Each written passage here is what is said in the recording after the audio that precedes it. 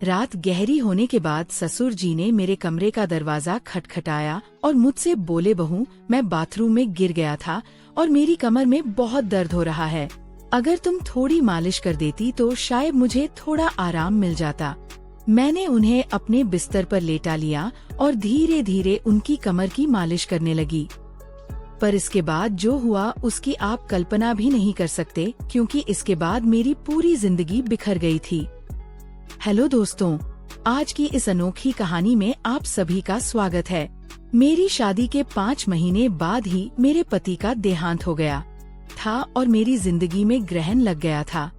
मेरे पिताजी ने बड़ी मुश्किल से मेरी शादी करवाई थी, लेकिन 5 महीने के अंदर ही मैं फिर से अपने मायके वापस आ गई थी। मेरे मायके में मेरी माँ नहीं थी। जब मैं 10 साल की थी तभी मेरी माँ का देहांत हो गया था, इसलिए मुझे बहुत डर लगता था कि अगर पिताजी मुझसे कुछ कहेंगे तो मैं किसके आंचल में अपना मुंह छुपाऊंगी।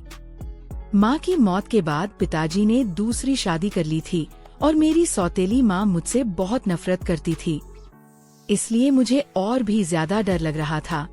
मेरी सौतेली माँ अक्सर मुझे ताने देती थी कि पहले अपनी माँ को खा गई और फिर अपने पति को भी खा गई। अब यहाँ क्या लेने आई है? क्या हमें भी बर्बाद करके छोड़ेगी? यह सब ताने मुझसे बर्दाश्त नहीं होते थे, पर मैं और कर भी क्या सकती थी। मेरी जिंदगी ऐसे ही गुजर रही थी। फिर अचानक एक दिन मेरे ससुर जी हमारे घर आए और उन्होंने मेरे पिताजी से कहा कि वह मुझे फिर से अपने घर ले जाना चाहते हैं। मेरी सौतेली माँ ने तुरंत ही हाँ कर दिया, लेकिन मेरे पिताजी ने कहा, अब आपका बेटा इस दुनिया में नहीं है, तो आप मेरी बेटी को क्यों ले जाना चाहते हैं? इस पर मेरी सौतेली माँ ने मेरे पिताजी से बहस करना शुरू कर दी और कहा, इसमें इतना सोचने की क्या बात है? वह अगर कह रहे हैं कि वह प्रिया को ले जाना चाहते हैं तो उन्हें ले जाने दीजिए ना। आपको इतनी तकलीफ क्यों हो रही है? और वैसे भी प्रिया उनके घर की बहू है। उनके बेटे की मौत हो गई है तो क्या हुआ? वह अपने ससुराल तो जा ही सकती है ना। माँ के इस झगड़े के बाद पिताजी ने कहा, अगर मेरी बेटी वहाँ खुश रहेगी तो मुझे कोई दिक्कत नहीं है। प्रिया अगर जाना चाहती है तो आप उसे जरूर ले जा सकते हैं। मेरे ससुर जी ने मेरी तरफ देखा और कहा, चलो कपड़े वगैरह लेकर आओ। मैंने भी सोचा कि यहाँ रहकर सौतेली माँ के ताने सुनने से अच्छा है कि अपने ससुराल जाकर सुकून से रहूं। मैं ससुर जी के साथ वापस ससुराल आ गई थी। यहाँ पहुँचने के बाद मैं अपने कपड़े बदल रही थी कि तभी मेरे ससुर जी मेरे कमरे में आ गए और बोले, बहू एक कप चाय बना लाओ। मैंने जल्दी से अपने कपड़े ठीक किए और रसोई में जाकर चाय बनाने लगी और चाय बनाकर ससुर जी को दे दी। चाय पीते हुए उन्होंने मुझसे कहा, प्रिया तुम्हें पता है इस घर में मैं बिल्कुल अकेला हूँ। मेरा बेटा मेरी इकलौती संतान थी और तुम्हारी सास भी गुजर गई है। मैं इसीलिए तुम्हें यहाँ लेकर आया हूँ ताकि मुझे इस घर में अकेला ना लगे। मैंने कहा, पिताजी आप बिल्कुल चिंता मत करें, मैं भी तो आपकी बेटी की तरह हूँ, मैं हमेशा आपके साथ रहूंगी। फिर ससुर बोले, मुझे पता है कि तुम मेरे साथ रहोगी, क्योंकि तुम्हारी सौतेली माँ तुम्हें मायके में कभी शांति से नहीं रहने देगी। इसी तरह दिन गुजर रहे थे और हम दोनों एक दूसरे का सहारा बने हुए थे। 6 महीने बाद एक रात मैं अपने कमरे में सो रही थी कि तभी देर रात किसी ने मेरा दरवाजा खटखटाया। मुझे समझ आ गया था कि यह मेरे ससुर जी ही होंगे, क्योंकि इस घर में हम दोनों के अलावा कोई और नहीं था और आधी रात को कौन दरवाजा खटखटाएगा। मैंने सोचा कि शायद पिताजी को कुछ जरूरत होगी, तभी देर रात यहाँ आए हैं। दरवाजा खुलते ही मेरे ससुर जी ने मुझे पकड़ लिया और बोले, बहू मैं बाथरूम में गिर गया था, मुझे बहुत दर्द हो रहा है, अगर तुम थोड़ी मालिश कर दो तो मुझे आराम मिल जाएगा। फिर मैंने उन्हें अपने बिस्तर पर ही लेटा लिया। मैंने उनकी मालिश करना शुरू कर दिया। कुछ देर तक मालिश करने के बाद मैंने नोटिस किया कि ससुर जी मुझे अजीब तरह से घूर रहे थे। यह देखकर मैं थोड़ा सह गई थी। तभी मैं बोली, ससुर जी क्या हुआ? आपको किस जगह पर ज्यादा चोट लगी है? अगर आप कहो तो मैं डॉक्टर को बुला दूं। इस पर ससुर जी ने कहा कि नहीं बेटा, तुम बस मालिश कर दो, इससे ही आराम मिल रहा है। उनकी अजीब सी बातें सुनकर मुझे अब और भी अजीब लगने लग गया था। फिर मैं बोली, ससुर जी आप यहीं मेरे कमरे में ही लेट जाइए। कमर में दर्द लेकर आप अपने कमरे तक कैसे जाएंगे? मैं आपके कमरे में जाकर सो जाती हूँ। मेरी बात सुनकर मेरे ससुर बोले, बेटा तुम मुझे इस हालत में अकेला छोड़कर चली जाओगी। अगर रात को मुझे बाथरूम जाना पड़ा या अगर मुझे किसी और चीज की जरूरत पड़ी तो मैं क्या करूँगा? इससे बेहतर है कि तुम यहीं सो जाओ। कुछ समय बाद मेरे ससुर उठकर मेरे पास आए और बोले, बहू मैं तुमसे कुछ कहना चाहता हूँ, अगर तुम मेरी बात मान जाओ तो ही मैं कहूँगा। उनकी इस बात से मेरा दिल और भी ज्यादा बेचैन हो गया था। मैं चिंतित होकर बोली, बोलिए पिताजी। ससुर जी थोड़ा हंसकर बोले, आज की रात मैं तुम्हारे साथ बिताना चाहता हूँ, क्योंकि अब अकेले अकेले अच्छा नहीं लगता है। मेरी पत्नी के मरने के बाद मैंने सोचा था कि फिर से शादी करूँगा, पर जब बेटे की भी मौत हो गई तो फिर मैंने शादी के बारे में सोचा ही नहीं। पर जब से तुम वापस आई हो तब से मैं तुम्हारे प्यार में दीवाना हो चुका हूँ।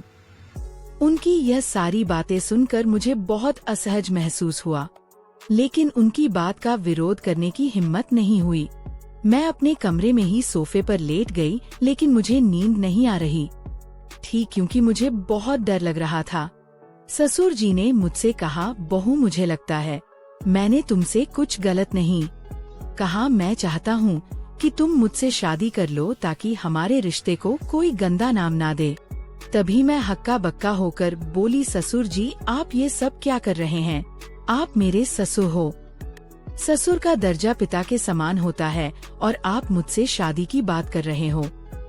आप बोलने से पहले एक बार सोच तो लो कि आप क्या क्या बोले जा रहे हैं हो। तभी मेरे ससुर बोले, देखो बहू मैं मानता हूँ कि मैं कभी तुम्हारा ससुर था, लेकिन अब तुम्हारे पति को मरे हुए अब 1 साल हो चुका है। जब मेरा बेटा ही नहीं रहा तो हमारे बीच में ससुर और बहू का रिश्ता कहाँ बचा है? मैं भी अकेला हूँ और तुम भी अकेली हो। हम पति पत्नी बनकर जिंदगी भर एक दूसरे का साथ दे सकते हैं। उनकी ये बातें सुनकर मेरा मन विचलित हो गया था। मैं आगे और कुछ भी नहीं बोल पाई। एक और सौतेली माँ के अत्याचार और दूसरी तरफ ससुर जी का यह अजीब व्यवहार, मैं तो इन दोनों के बीच ही फंस गई थी। जैसे तैसे रात बीती और अगली सुबह मैं अपने ससुर जी की बातों पर सोच विचार करने लग गई। ससुर जी का प्रस्ताव मुझे असंभव लग रहा था, लेकिन वास्तविकता मुझे कुछ निर्णय लेने पर मजबूर कर रही थी। फिर मुझे ख्याल आया कि मैं अपने पिताजी से जाकर बात करती हूँ, लेकिन ये सब बातें अपने खुद के पापा से करने की हिम्मत मुझ में नहीं हुई, क्योंकि मुझे पता था कि पिताजी से बात करने के बाद मेरी जिंदगी में और भी नई समस्याएं आ सकती हैं। इसलिए मैं उनके पास नहीं गई। एक दिन ऐसे ही शाम को फिर से मेरे ससुर जी ने मुझसे कहा, बहू मैंने तुमसे कुछ गलत नहीं चाहा, मैं बस इतना चाहता हूँ कि तुम हम दोनों के सूने जीवन में खुशियाँ भर दो। मैं अकेले नहीं रह सकता और तुम भी कब तक अकेले रहोगी? तुम्हें भी तो पति की जरूरत सताती होगी। ससुर जी के मुंह से फिर से ये सब बातें सुनकर मैं तो अंदर से कांपने लगी थी और आगे कुछ बोल ही नहीं पाई। समय धीरे धीरे बीतता चला जा रहा था और ऐसे ही धीरे धीरे मेरे और ससुर जी के बीच एक अजीब सा संबंध बनता चला जा रहा था। पति की मौत के बाद मैंने सोचा था कि अब मैं इस दुनिया में बिल्कुल अकेली हो गई हूँ, लेकिन मेरे ससुर जी ने मेरे प्रति जो भावनाएं जाहिर की थी, उन्होंने मेरे जीवन को एक नई दिशा में मोड़ दिया। उनके शब्दों ने मुझे भीतर तक झकझोर कर रख दिया था। जब भी मैं सोने जाती थी तो उनकी कही हुई बातें मुझे परेशान करती थी। वह कहते थे कि मेरे साथ रहने से उन्हें अपने अकेलेपन का एहसास नहीं होता और वह चाहते थे कि हम दोनों एक नई जिंदगी की शुरुआत करें। उस रात की बातचीत के बाद मैंने खुद को बहुत असमंजस में पाया। मेरे मन में कई सवाल उठ रहे थे कि क्या यह करना सही होगा? क्या यह समाज के नियमों के खिलाफ नहीं जाएगा? लोग क्या कहेंगे कि पति के मरने के बाद अपने ही ससुर से शादी कर ली? लेकिन कहीं न कहीं मेरे दिल में ये बात भी थी कि शायद सच में मेरे ससुर अकेलेपन से जूझ रहे हैं।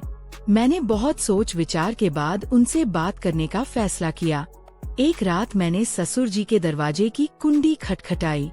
उन्होंने दरवाजा खोला और मुझे देखकर थोड़ा हैरान हुए। मैं उनके कमरे में गई और बोली, ससुर जी, मैं आपसे एक बहुत जरूरी बात करना चाहती हूँ। उन्होंने मुझे बैठने के लिए बोला और बड़ी गंभीरता से पूछा, क्या हुआ बहू, तुम इतनी रात गए क्यों आई हो? मैं थोड़ी हिम्मत जुटाते हुए बोली, ससुर जी, मैंने आपके प्रस्ताव के बारे में बहुत सोचा है। मैं समझती हूँ कि आप अकेलेपन से जूझ रहे हैं और एक साथी की जरूरत महसूस कर रहे हैं, लेकिन इस रिश्ते के लिए मेरी एक शर्त है कि हमारे बीच हमेशा प्यार और सम्मान का रिश्ता रहेगा। आप मुझे बेटी की तरह सम्मान देंगे और मैं आपको पिता की तरह आदर दूंगी। क्या आपको मेरी शर्त मंजूर है?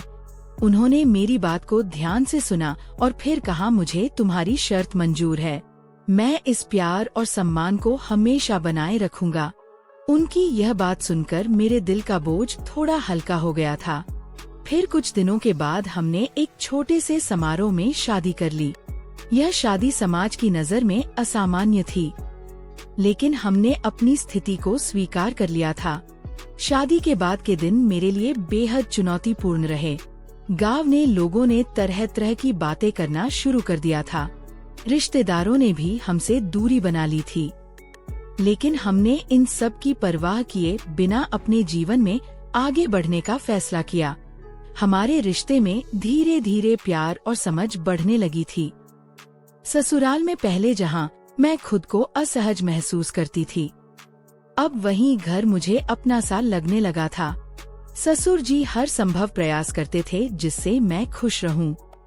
उन्होंने मेरी हर छोटी बड़ी जरूरत का ख्याल रखा था और मेरी सारी ख्वाहिश पूरी करते थे। वह हर दिन मेरे लिए कुछ न कुछ खास करने की कोशिश करते थे। कभी मेरी पसंदीदा खाने की चीजें लाते थे, तो कभी मेरे लिए नई नई साड़ियाँ लाते थे। धीरे धीरे मैंने उनके प्रति एक अलग तरह का आदर महसूस करना शुरू कर दिया था। हम दोनों ने मिलकर एक नई जिंदगी की शुरुआत की थी।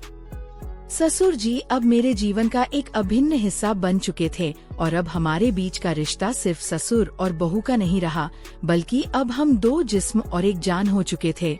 उन्होंने मेरी बंजर जिंदगी में बरसात की थी। उन्होंने मुझे फिर से हंसना सिखाया था, जीवन को एक नए नजरिए से देखना सिखाया था। शादी के कुछ महीनों बाद